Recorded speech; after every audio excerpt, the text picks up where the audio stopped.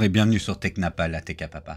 Alors aujourd'hui, une courte vidéo pour vous présenter les nouveautés de la version 1.5.0.6, donc en gros la nouvelle version 1.5 de Bamboo Studio. Alors c'est une grosse mise à jour, ils ont rajouté pas mal de fonctionnalités et ce que je propose c'est qu'on regarde un petit peu ensemble ces nouveautés.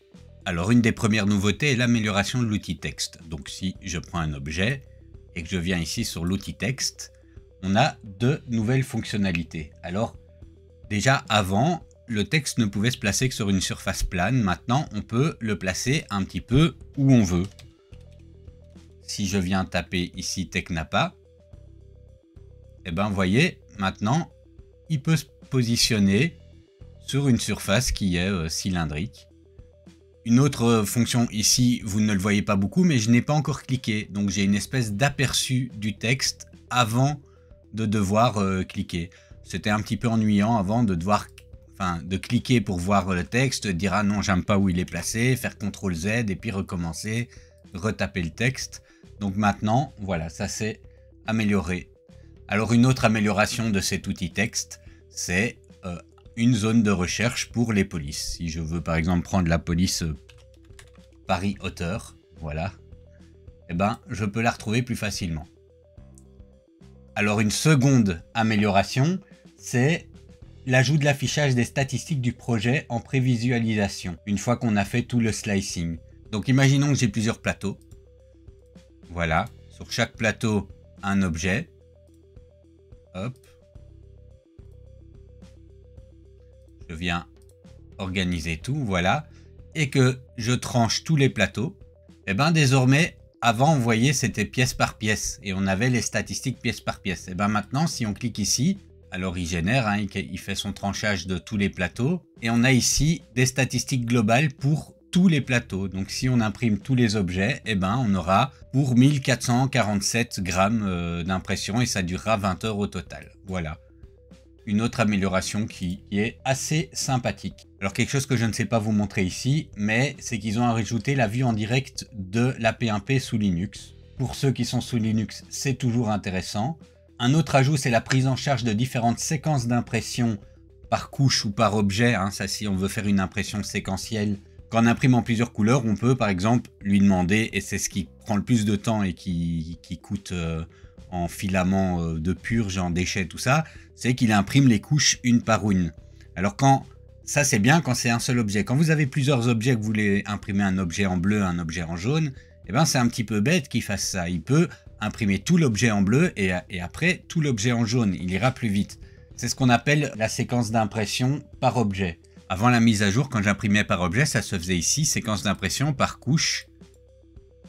Voilà, mais c'était un paramètre global qui ne pouvait pas être appliqué plateau par plateau. Et bien maintenant, la nouveauté, c'est que ce paramètre peut être appliqué plateau par plateau.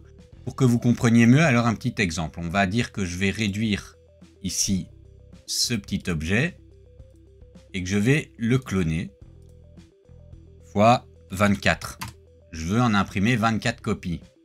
Voilà, et ceux-là, ils vont être en jaune.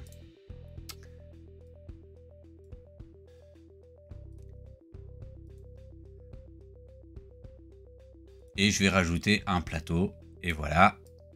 Bon, je fais vite fait comme ça.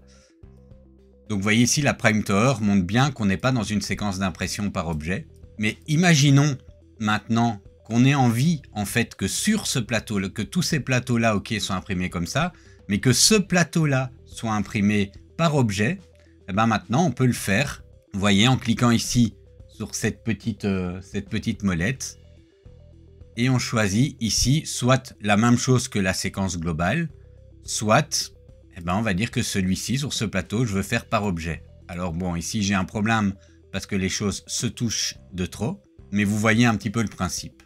Alors, autre ajout, c'est la prise en charge de l'insertion de G-code personnalisé pour chaque couche et pour différentes plaques. Comment ça se passe, On a tranché notre modèle, on est dans l'aperçu, et imaginons que j'ai envie de mettre une instruction dans le G-code, ça peut mettre une pause pour... voilà, j'ai pas trop d'idées là maintenant de ce que je pourrais faire, mais imaginons que à cette couche-là de mon modèle, j'ai envie de rajouter quelque chose dans le G-code, donner une instruction particulière. Je viens sur le petit plus, je fais un clic droit, Et là, je peux faire Add Custom G-Code et venir taper une instruction G-Code. Alors là, évidemment, c'est pour une utilisation un peu plus avancée de Bamboo Studio. Il est possible que c'est une fonction que vous n'utilisiez jamais, mais pour ceux qui en voient l'intérêt, c'est une bonne chose de l'avoir rajoutée. Alors, un autre ajout, c'est la prise en charge du type de saut qui va être fait lors du Z-Hop. Donc, en gros, c'est un petit mouvement en hauteur de la buse quand on va faire une rétractation. Et si on vient ici sur cette petite icône dans les paramètres de l'imprimante et qu'on va sur extrudeur ou extrudeuse, on peut ici choisir maintenant le type de saut et on a auto, normal, slope ou spirale. Le but ici, c'est de vous présenter les nouveautés, pas forcément de vous expliquer comment les utiliser, mais si ça vous intéresse que j'aille beaucoup plus loin dans les explications, dites-le toujours en commentaire et je verrai ce que je peux faire. Un autre ajout est la prise en charge du masquage de certains objets dans la visionneuse d'assemblage. Voilà, ici je reprends ce qui a été mis sur le site de Bamboo Lab pour vous expliquer, tout simplement parce que je n'ai pas de modèle sous la main qui me permet de vous montrer ça. En gros, c'est pour faciliter le masquage de certains parties d'objets avec un clic droit dans ce mode ici, vue de l'assemblage. Donc alors maintenant, je viens prendre ce modèle, ce petit objet là qui est un test de support. Et la nouvelle fonctionnalité, ou une amélioration de la fonctionnalité, c'est qu'en cas d'utilisation de support de type normal, on peut choisir un style défaut. On avait déjà gris et maintenant, il fait confortable. Alors si on fait le style défaut, ça faisait quoi? Ça faisait ça. Et si je viens mettre le style confortable, ça fait ça. En gros, qu'est-ce que ça fait? Ça va générer un minimum de support pour les parties les plus critiques et nous laisser le choix de rajouter manuellement des supports peints pour les parties qui sont un petit peu moins critiques. Est-ce que ça marche? Est-ce que ça marche bien? Je ne sais pas. En tout cas, la fonctionnalité est présente maintenant et ça permet notamment d'éviter du gaspillage. Si je reviens là, on pourrait estimer que là, il met quand même vraiment beaucoup de support et il faut commencer à retirer et c'est compliqué. Alors, autre ajout, c'est au niveau de l'agrandissement. Jusque là, si on faisait un agrandissement comme ça, il faisait un agrandissement bidirectionnel. Désormais, si on appuie sur la touche CTRL, il fait un agrandissement que dans une seule direction. Alors, un nouvel ajout, une amélioration au niveau de la peinture, c'est, on pouvait déjà choisir en appuyant sur les touches 1, 2, 3, 4, 5, des raccourcis pour changer la couleur facilement. Maintenant, on vient rajouter quelques raccourcis clavier pour les types d'outils. Par exemple, si j'appuie sur F, il me met ici. Si j'appuie sur G, il choisit le gap. Si j'appuie sur S, le mode sphère. Si j'appuie sur C, le mode cercle. Et si j'appuie sur H, la plage de hauteur. Alors, autre amélioration, c'est une optimisation du style d'affectation du slot dans l'AMS. Donc, jusqu'ici, vous voyez, on cliquait là, on choisissait la couleur. Maintenant, on a tous nos slots qui apparaissent. Moi, j'ai deux AMS ici. On a une vue un peu plus claire pour ça. Donc, voilà, petite amélioration sympathique. Alors, nouvelle fonctionnalité ici, c'est la hauteur de jupe. Donc, si je choisis de générer une jupe autour de ma pièce, désormais, je peux maintenant modifier la hauteur de cette jupe. Autre ajout ici, si je viens mettre une couche de radeau, c'est un réglage de la distance Z du contact du radeau. Alors Bamboo Lab annonce aussi une amélioration des supports de type hybride. Donc si on met en mode Arb Auto et qu'on choisit hybride. Donc ce mode là fait quoi?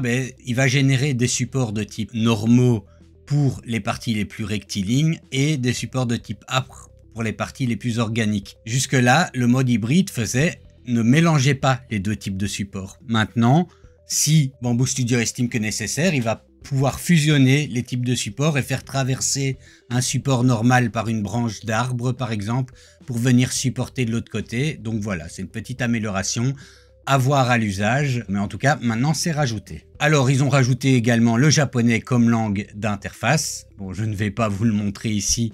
Si vous parlez japonais et que vous voulez avoir votre interface en japonais, c'est maintenant possible. Ils ont rajouté aussi dans les profils standards pour les buses de 0.6 et de 0.8 et de 0.2 plus de paramètres système par défaut. C'était assez limité avant, maintenant il y en a un petit peu plus.